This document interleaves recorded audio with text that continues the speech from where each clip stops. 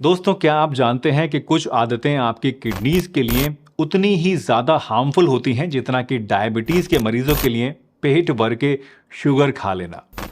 National kidney foundation के according पूरी दुनिया में almost 10% adult population kidney problem से, किडनी डिजीज से सफ़र कर रही है और ये नंबर्स लगातार बढ़ते ही जा रहे हैं, मोस्टली ड्यू टू और बैड लाइफस्टाइल हैबिट्स। तो आज मैं आपको ऐसी ही 9 हैबिट्स के बारे में बताऊंगा जो कि जाने अनजाने आपकी किडनीज को अंदर ही अंदर नुकसान पहुंचा रही हैं और जिनको जानना और समझना हर एक इंसान के लिए बहुत ही ज़्यादा ज़रूरी है, ताकि बुढ़ापे तक अपनी किडनीज को हेल्दी रखा जा सके और इस तरह की प्रॉब्लम से बचा जा सके। तो चलिए बिना किसी देरी के इस इंटरेस्टिंग वीडियो को शुरू करते हैं और जानते हैं इन सभी आदतों के बारे में पूरी डिटेल से।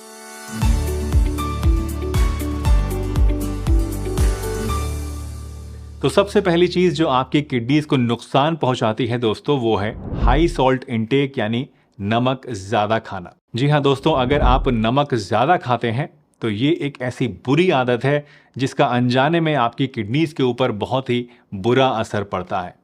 इमेजिन कीजिए कि आपके घर में जो आरओ लगा हुआ है, जो फिल्टर करने के लिए मशीन लगी हुई है पानी को, अगर उसको आप रात दिन बिना रुके बस चलाते ही रहें, फिल्टर उससे सब कुछ कराते ही रहें, तो क्या होगा? ऑफ कोर्स वो कुछ ही दिनों में खराब हो जाएगी। हाई सॉल्ट इंटेक से आपके किडनीज के ऊपर भी इसी तरह से एक्स्ट्रा हार्ड वर्क पड़ता है, एक्स्ट्रा लोड पड़ता है और जब किडनीज ओवर टाइम करने लगती हैं, ज़्यादा काम करने लगती हैं, तो उनकी इफिशिएंसी कम होने लगती है और वो कमज़ोर पड़ने लगती हैं। रिसेंट रिसर्च ने बताया है दोस्तों कि हाई सॉल्ट इंटेक से किडनी डिजीज़ का जो रिस्क है वो ऑलमोस्ट डबल हो जाता है। सो नेक्स्ट टाइम जब आप खाने में एक्स्ट्रा सॉल्ट डालना चाहें या कोई हाई सॉल्ट वाला आपको प्रोसेस फूड खाने का मन करे, तो 1 सेकंड के लिए ज़रूर सोचिएगा कि क्या ये जो छोटा सा काम आप करने लगे हैं ये आपके किडनीज के ऊपर कोई बड़ी सी प्रॉब्लम तो क्रिएट नहीं कर देगा।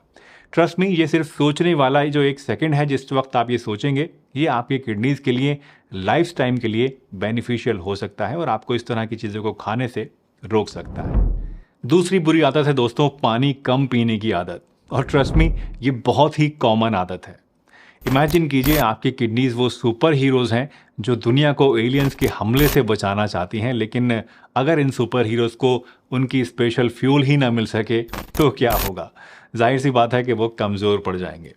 ठीक इसी तरीके से जब आप पानी नहीं पीते हैं ठीक से, तो आपकी किडनीज जो हैं वो भी कमज़ोर होने लगती हैं। दोस्तों, किडनीज का जो मेन काम होता है वो है टॉक्सिन्स को फिल्टर आउट करना, खून को फिल्टर करना, और इसके लिए उनको पानी की ज़रूरत होती है। तो याद रखिए कि जैसे फ़ोन को चार्ज करना बहुत इंपॉर्टेंट है, वैसे ही खुद को सेल्फ चार्ज करने के लिए पानी पीना भी बहुत ही इंपॉर्टेंट है। तो नेक्स्ट टाइम जब आप पानी को इग्नोर करो, प्यास लगते हुए भी उसको ना पियो, तो जस्ट रिमेंबर कि आप अपनी किडनीज को भी इग्नोर कर रहे हैं। पानी कम पीने की आदत से उलट कुछ लोगों को पेन किलर से ज़्यादा खाने की भी आदत होती है। मैंने देखा है बहुत से लोग बात बात पर पेन किलर्स जो हैं वो लेते रहते हैं। अगर आप ऐसा करते हैं दोस्तों, तो जान लीजिए कि ये आदत आपकी किडनीज को बिल्कुल भी पसंद नहीं है। एक स्टडी के अकॉर्डिंग ज़्यादा पेन किलर्स लेने से किडनीज के टिश्यूज डैमेज हो सकते हैं। It's like throwing sand in your cars engine. Car के इंजन में अगर आप मुट्ठी भर के मिट्टी डाल देंगे तो क्या होगा? वो ख़राब हो जाएगा। तो नेक्स्ट टाइम जब आप अपने केमिस्ट के पास जाएं और बिना प्रिस्क्रिप्शन के कोई पेन किलर आप लेना चाहें, तो याद रखिएगा कि उस स्मॉल सी पिल के पीछे छुपा हुआ है एक बहुत ही बड़ा सा रिस्क, जो कि है आपके किडनीज को डैमेज करने का रिस्क। तो इस तरह से बार बार कभी भी आपको इस तरह की पेन किलर्स को बिना प्रिस्क्रिप्शन के नहीं लेना चाहिए। दोस्तों, हमने अपनी वीडियो की शुरुआत की थी ज़्यादा नमक खाने की आदत से, लेकिन अगर आपको लगता है कि सिर्फ ज़्यादा नमक खाने से ही किडनीज को नुकसान पहुँच सकता है, तो यू आर सैडली मिस्टेकन, क्योंकि ज़्यादा मीठा खाने से भी किडनीज को जो है वो नुकसान हो सकता है, वो ख़राब हो सकती हैं। एक्सेस शुगर इंटेक से क्या होता है, आप जानते ही हैं कि डायबिटीज़ का रिस्क इससे बढ़ जाता है। हमारे ब्लड में शुगर जो है वो बढ़ जाती है और ये एक लीडिंग कॉज है किडनी डिजीज़ के पैदा होने के लिए।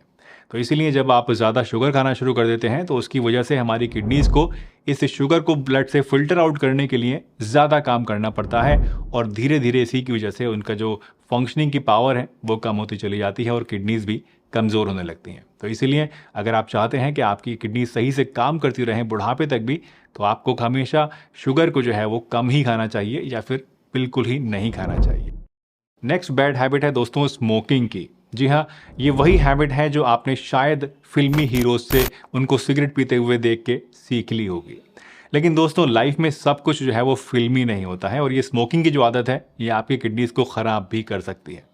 एक रिसर्च के हिसाब से स्मोकर्स की किडनीज में ब्लड का फ्लो जो होता है वो काफ़ी कम होता है, और फिल्ट्रेशन प्रोसेस भी स्लो हो जाता है, जिससे अल्टीमेटली किडनी फंक्शन कॉम्प्रोमाइज़ हो सकता है। इसलिए अगर आप अपनी किडनीज को जेन्युइनली लव करते हैं तो उन्हें हाई क्वालिटी फ्यूल दीजिए, और ये लो क्वालिटी का फ्यूल या लो क्वालिटी की हैबिट्स जो आप के पास हैं, जो आपने पाल रखी हैं, इनको अपने आप से दूर रखिए, क्योंकि याद रखिए, हेल्थ है तो सब कुछ है।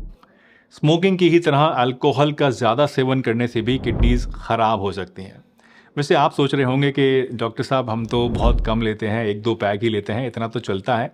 बट क्या आपने कभी सोचा है कि थोड़ा थोड़ा के चक्कर में आप कई बार कितना ज़्यादा अल्कोहल कंज्यूम कर जाते हैं? एक्सेसिव अल्कोहल कंजम्पशन करने से दोस्तों किडनी के ऊपर डायरेक्ट बर्डन आता है, क्योंकि किडनीज को एक्सेस फ्लूइड्स को और एक्सेस टॉक्सिन्स को जो है वो फिल्टर आउट करना पड़ता है। और जैसा कि मैं आपको बता ही चुका हूँ कि जब वर्कलोड किडनीज पे पड़ता है तो इससे वो कमज़ोर होने लगती हैं। इसलिए दोस्तों, अगर आप अपनी किडनीज के साथ लॉन्ग टर्म फ्रेंडशिप रखना चाहते हैं तो रेस्पॉन्सिबल ड्रिंकिंग कीजिए, या फिर ड्रिंक करना बिल्कुल छोड़ दीजिए।